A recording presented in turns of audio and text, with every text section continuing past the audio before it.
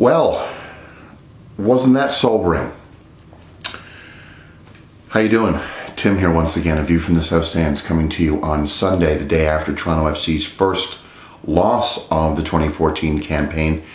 A reality check, a down-to-earth moment, a sobering moment, a game that provided perhaps some perspective, and we'll get to that in a moment, as the Reds go down to defeat on the road against a very strong Real Salt Lake in Salt Lake City, 3-0.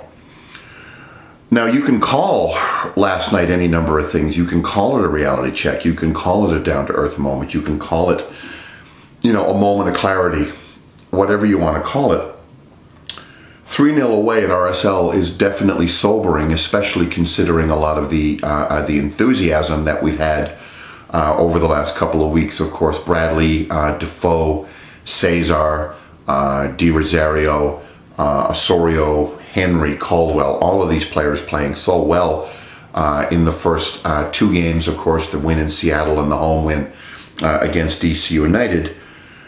And perhaps, and I'm guilty of this as well, perhaps we started to think, that this is the team that we have based on, of course, limited observation. And then we go to RSL and we lose 3-0. We look to a certain extent like the old TFC. And I'm going to get to the old TFC in a moment as well, as something I want to talk about based on what I observed last night. And a few observations. Baldomero Toledo is an absolute disgrace of a referee. I'm not going to sit here and say, that Daniil Henry didn't deserve the penalty being awarded to Saborio in the first half that led to RSL's first goal of the game. The letter of the law says yes, but when I looked at that again last night and again this morning in the game in 6 minutes on the TFC website, the last time I looked, both players were grabbing each other's shirts and giving each other a good haul. There looked to be like a lot of blame to go around. Technically, Henry was in violation of the rule. But Saborio shouldn't have got off lightly as well. So I'm thinking, that one might offset the other. And I think it goes back to a big issue with officiating in this league. Most of the referees in Major League Soccer come from, shall we say, the Latin style of football. They're Latin American, for want of a better term, individuals. I don't want to make this sound like, I'm a racist or anything, far from it, but I just think that sensibility, that style of Central American football, that a lot of the referees, use when they're actually refereeing a North American game doesn't take into consideration the cultural differences between how the game is played in North America and how it's played south of the Rio Grande. And I think that's the big issue with a guy like Toledo. He doesn't let anything go. Body contact happens in soccer, and it's something definitely that, I think that a referee who understood the North American sensibility a little more would actually let go. Toledo has given TFC over 30 cards, by the way, in all of the times that he's actually played. He's he just kills the flow of the game, and he's the only referee in the history of BMO Field that to this day gets a police escort off the pitch. I wonder why, Balderramo.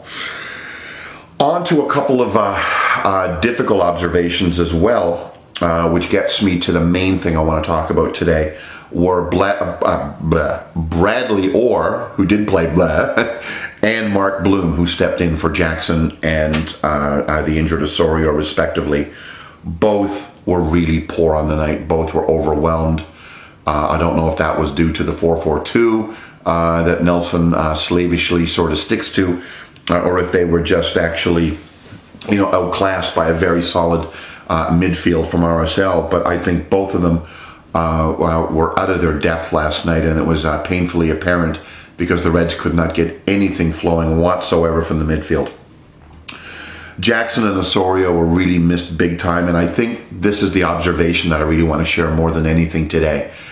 What got us excited in the first two games was, of course, how good the starting 11 were.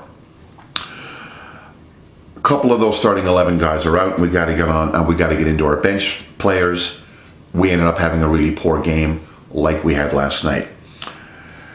The rebuild, the DPs, Julio Cesar, Osorio stepping up, Di Rosario coming back, all of the good things that this team has done in the offseason can only mask to a certain degree what the scale of the challenge to rebuilding this team.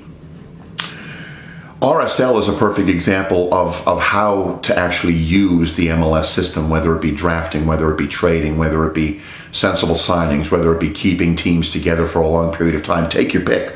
All of those things are representative of how they've actually gone about their business since they started in MLS the same year that TFC has done. And I don't think you could have two opposite outcomes, at least going into this season, than Real Salt Lake and Toronto FC.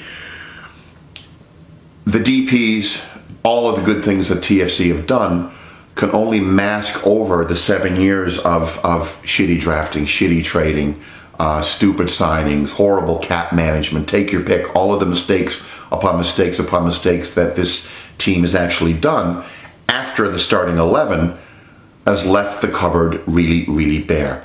Bezpachenko has done the job on the front line. I'll give him full marks for that. And I think if we can keep our front line healthy, we're going to be a playoff team this year. Of that, I have no doubt whatsoever in my heart of hearts. I think we've got the quality of a team to get there.